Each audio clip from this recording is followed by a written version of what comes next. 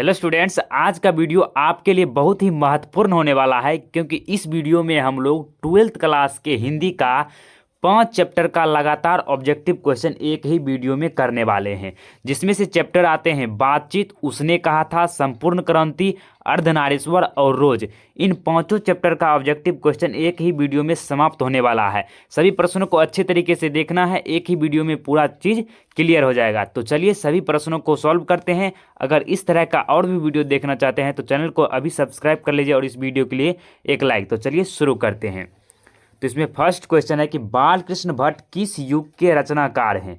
तो जो बालकृष्ण भट्ट थे वह भारतेंदु युग के रचनाकार हैं। अगर पूछा जाएगा कि वह किस काल के कवि थे तो काल में आपको बताना है आधुनिक काल के कवि थे, लेकिन यहाँ पर पूछा गया युग तो वह भारतेंदु युग के कवि माने जाते हैं। तो इसका राइट आंसर क्या हो जाएगा? ए। उसके बाद दूसरा प्रश्न है कि बालकृष्ण भट्ट के पिताजी का नाम क्या है। तो उनके पिताजी का नाम बेनी प्रसाद भट्ट है। इसका राइट आंसर बी हो जाएगा। उसके बाद तीसरा प्रश्न है कि दमयंती स्वयंवर किस लेखक की रचना है। तो बालकृष्ण भट्ट जी का ही रचना है। उसके बाद बातचीत शीर्षक निबंध के निबंधकार कौन है। तो बातचीत क्या है? तो यह एक निबंध है। कभी कभी ललित निबंध भी ऑप्शन में रहता है तो आपको ललित निबंध में भी टिक लगा देना है। तो बातचीत शीर्षक निबंध के निबंधकार बालकृष्ण भट्ट जी हो जाएंगे। इसका राइट आंसर क्या हो जाएगा? बी। उसके बाद है बालकृष्ण भट्ट किस काल के रचनाकार हैं। आ गया किस काल के रचनाकार हैं, तो आधुनिक काल के रचनाकार हैं। अगर युग पूछा जाएगा तो आपको भारतेंदु युग देना है।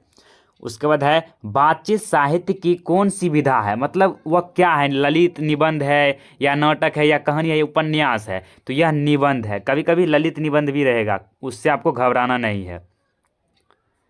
उसके बाद 7 नंबर का प्रश्न है कि बातचीत शीर्षक निबंध के अनुसार जो है रस का समुद्र किन किन बातचीत में उमड़ा चला जाता है। तो दो हमजोली सहेलियों की बातचीत में जो है ना रस का समुद्र जो है ना उमड़ा हुआ चला जाता है। तो इसका राइट आंसर क्या हो जाएगा? ए, दो हमजोली सहेलियों की बातचीत में। उसके बाद देखिए, तो जो बातचीत चैप्टर का जो ऑब्जेक्टिव क्वेश्चन है वह समाप्त हो गया। अब हम लोग दूसरा चैप्टर उसने कहा था जो कि चंद्रधर शर्मा गुलेरी के द्वारा लिखा गया है, इसका ऑब्जेक्टिव क्वेश्चन देखने वाले हैं। सब टॉप ऑब्जेक्टिव क्वेश्चन बताने वाले हैं, इससे एक भी बाहर प्रश्न नहीं जाएगा। कम ही याद कीजिए और जो सटीक हो और आप पूछा जाए बोर्ड एग्जाम में। तो इसमें 1 नंबर का सवाल है कि तेरी कुड़मई हो गई का किस कहानी से संबंध है। तो यहाँ पर कुड़मई का अर्थ होता है सगाई, मंगनी, तुम्हारी शादी हो गई। तो जो है ना ये लहना सिंह जो है ना एक लड़की से उसने कहा था, कहानी में पूछता है।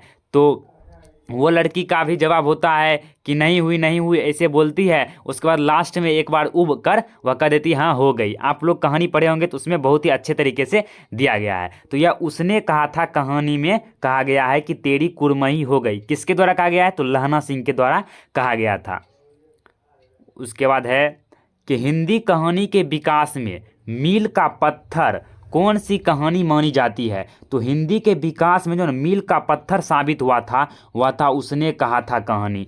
क्योंकि इस कहानी पर जो है ना बिमल रॉय नाम के एक व्यक्ति ने, कह सकते हैं प्रोड्यूसर ने, इस पर एक फिल्म भी बनाया है जिसका नाम है उसने कहा था। इसी कहानी पर आधारित फिल्म है, आप जाकर देख भी सकते हैं। बहुत ही अच्छे फिल्म है क्योंकि पूरा कहानी को आप समझ जाइएगा अगर फिल्म देख लेते हैं तो पूरा। फिर चंद्रधर शर्मा गुलेरी की कहानी है तो उसका कहानी कौन सा हो जाएगा? उसने कहा था। ये सभी प्रश्न देख सकते हैं कि 2011 में, 22 में, 21 में पूछा गया हुआ प्रश्न है। उसके बाद है उसने कहा था कहानी है तो यह कहानी किस चीज़ को प्रदर्शित करता है। तो यह युद्ध की कहानी है, दिव्य प्रेम की कहानी है, प्रेम पर बलिदान होने की कहानी है। इनमें से सभी हो जाएगा इसका राइट आंसर। ये तीनों को संतुष्ट करता है उसने कहा था कहानी, क्योंकि इसमें दिव्य प्रेम को भी दिखलाया गया कि किस प्रकार लहना सिंह जो है उस सूबेदारनी के कहे हुए बात कि उसने कहा था कि हमारे पति और पुत्र का रक्षा करना, तो उसके लिए उन्होंने अपने प्रेम पर बलिदान दे दिया था, अपना बलिदान दे दिया था उसके रक्षा के लिए। तो इसीलिए ये तीनों को संतुष्ट करता है। तो इसका राइट आंसर हो जाएगा इनमें से सभी। उसके बाद 5वां प्रश्न है कि निम्न में से कौन सी रचना गुलेरी जी की नहीं है। जो यहाँ पर चंद्रधर शर्मा गुलेरी है उनका रचना नहीं है, वो चुनना है। तो ये भी है, सुखमय जीवन, बुद्धू का कांटा भी है, उसने कहा था है भी है। लेकिन जो हारे को हरि नाम है ये चंद्रधर शर्मा गुलेरी का रचना नहीं है। जो बुद्धू का कांटा है यह 1911 ईस्वी में प्रकाशित हुआ था। सुखमय जीवन भी 1911 में ही प्रकाशित हुआ था। जो उसने कहा था यह 1915 में प्रकाशित हुआ था। ये प्रश्न है कि उसने कहा था किस प्रकार की कहानी है, तो यह क्रम प्रधान कहानी है। इसका राइट आंसर हो जाएगा बी, क्रम प्रधान कहानी। फिर उसने कहा था कहानी के नायक कौन है, तो नायक जो है ना वह लहना सिंह है। इसका राइट आंसर ए होगा। फिर उसने कहा था कहानी किस वर्ष की रचना है, तो बताए थे अभी तुरंत कि 1915 ईस्वी में उसने कहा था कहानी प्रकाशित हुआ था, तो इसका राइट आंसर ए हो जाएगा 1915 ईस्वी। उसके बाद है नेक्स्ट प्रश्न कि उसने कहा था कहानी के कहानीकार कौन है, चंद्रधर शर्मा गुलेरी जी। इसका राइट आंसर क्या हो जाएगा डी। उसके बाद लहना किस कहानी का पात्र है, तो जो लहना है वह उसने कहा था कहानी का पात्र है और यह प्रमुख पात्र है, उसने कहा था कहानी का। उसके बाद देखिए नेक्स्ट प्रश्न है कि चंद्रधर शर्मा गुलेरी किसके अभिभावक बनकर जो है वह आए थे, तो वह जो है ना खेतरी के नाबालिग राजा जय सिंह का अभिभावक बनकर आए हुए थे। उसके बाद नेक्स्ट प्रश्न है 11 नंबर का प्रश्न क्या कह रहा है कि चंद्रधर शर्मा गुलेरी किसके अभिभावक बनकर मेयो कॉलेज अजमेर में आए, तो वह जो है ना खेतरी के नाबालिग राजा जय सिंह के अभिभावक बनकर मेयो कॉलेज अजमेर में आए हुए थे। फिर उसने कहा था कहानी जो है वह शीर्षक कहानी में यह किसने कहा कि उद्यमी उठ सिगरी में कोयले डाल, तो यह जो है ना सूबेदार हजारा सिंह ने ही कहा था। इसका राइट आंसर बी हो जाएगा। उसके बाद देखिए नेक्स्ट प्रश्न है, अब जो है ना आप तीसरा चैप्टर में आ गए हम लोग। संपूर्ण क्रांति जो जयप्रकाश नारायण के द्वारा लिखा गया एक भाषण है जो पटना के गांधी मैदान में 5 जून 1974 को दिया गया था।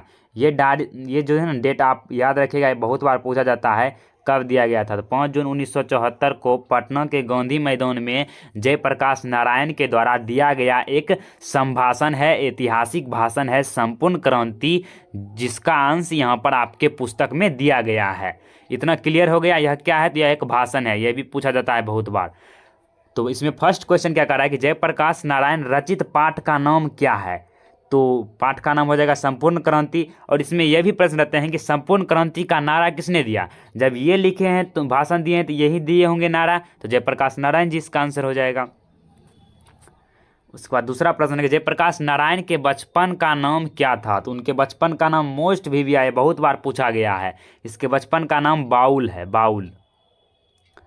फिर जयप्रकाश नारायण ने छात्र आंदोलन का नेतृत्व कब किया, तो उन्होंने छात्र आंदोलन का जो नेतृत्व है वह कब किया था, तो 1974 ईस्वी में किया था, जब जो है ना बिहार में भ्रष्टाचार महंगाई जो है ना अपने चरम सीमा पर पहुंच गया था, तब जाके जयप्रकाश नारायण ने छात्रों के तरफ से 1974 में छात्र आंदोलन का नेतृत्व किया था। इसका आंसर ए होगा। फिर रिकंस्ट्रक्शन ऑफ इंडियन पॉलिटी नामक पुस्तक किसने लिखी, तो रिकंस्ट्रक्शन ऑफ इंडियन पॉलिटी नामक पुस्तक जो है वह जयप्रकाश नारायण ने ही लिखे थे। उसके बाद है निम्नलिखित उदाहरण किस पाठ से लिया गया है, अपना देश पिछड़ा हुआ है बावजूद इसके कि हमने लोकतंत्र की स्थापना की, हमारा देश फिर भी पिछड़ा हुआ है जबकि हमने डेमोक्रेसी को अपनाया, लोकतंत्र को अपनाया, तो यह जो है ना संपूर्ण क्रांति में कहा गया उदाहरण है। इसका आंसर ए हो जाएंगे। उसके बाद संपूर्ण क्रांति का नारा किसने दिया, ये प्रश्न आगे ऊपर ही बताए थे कि संपूर्ण क्रांति का जो नारा है वह जयप्रकाश नारायण जी दिए थे। फिर संपूर्ण क्रांति के रचनाकार कौन है, तो रचनाकार हो जाएंगे जयप्रकाश नारायण जी।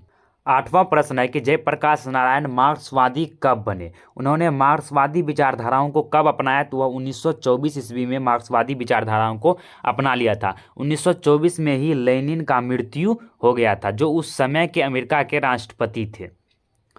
उसके बाद है जयप्रकाश नारायण के पुकार का जो नाम क्या था, तो पुकार का नाम या अर्थात बचपन का नाम तो बाउल था। इसका राइट आंसर डी हो जाएंगे। उसके बाद देखिए नेक्स्ट प्रश्न है, अब जो है ना हम लोग नेक्स्ट चैप्टर के अंदर प्रवेश कर चुके हैं, वह चैप्टर है अर्धनारीश्वर। तो अर्धनारीश्वर का अब हम लोग ऑब्जेक्टिव क्वेश्चन सॉल्व करने वाले हैं। तो इसमें थोड़ा सा इंट्रोडक्शन बता देते हैं कि अर्धनारीश्वर जो चैप्टर है यह एक निबंध है जो रामधारी सिंह दिनकर के द्वारा लिखा गया है। इस निबंध में उन्होंने शिव और पार्वती के कल्पित रूपों का वर्णन किया है। तो इस तरह से ये इसका इंट्रोडक्शन समाप्त होता है। अब हम लोग इसका ऑब्जेक्टिव क्वेश्चन सॉल्व करते हैं। तो फर्स्ट क्वेश्चन है कि अर्धनारीश्वर शीर्षक पाठ के लेखक कौन है। तो अर्धनारीश्वर शीर्षक पाठ के लेखक रामधारी सिंह दिनकर जी हैं। फिर दिनकर जी को निम्न में से कौन सा पुरस्कार प्राप्त या दिया गया था। तो उसे पद्म भूषण पुरस्कार से सम्मानित किया गया था। उसके बाद है अर्धनारीश्वर कल्पित रूप है। तो वह शंकर और पार्वती का कल्पित रूप है। इसका राइट आंसर बी हो जाएगा। फिर है ज्ञानपीठ पुरस्कार से सम्मानित रचना है। तो ज्ञानपीठ पुरस्कार से सम्मानित रचना है उर्वशी।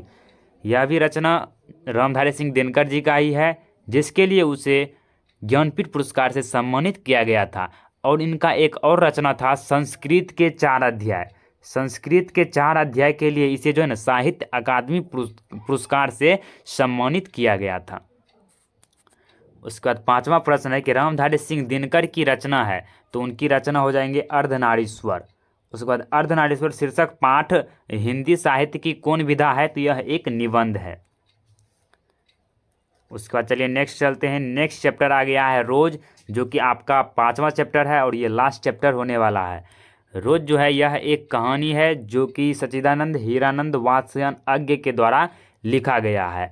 तो इसमें फर्स्ट क्वेश्चन है कि मालती किस कहानी की पात्रा है। तो वह रोज कहानी की पात्रा है और इस कहानी का पहले नाम गैंग्रीन था। वह आगे भी प्रश्न है इसमें कि निम्न में से किस कहानी में गैंग्रीन का उल्लेख है। तो रोज कहानी में ही गैंग्रीन का उल्लेख है। गैंग्रीन जो है यह एक बीमारी है जो किसी नुकीली जंग लगी हुई कांटे चुभ जाने से हो जाता है।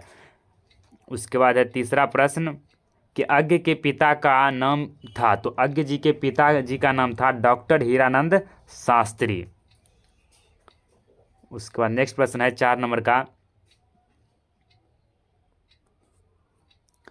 कि रोज कहानी के कहानीकार कौन है। तो रोज कहानी के कहानीकार अज्ञ जी हो जाएंगे, जिनका पूरा नाम सच्चिदानंद हीरानंद वात्स्यायन अज्ञ।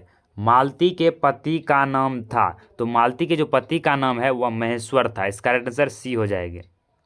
उसके बाद रोज कहानी के नायिका कौन है। इसमें नायिका पूछा गया तो मालती हो जाएंगे रोज कहानी का नायिका।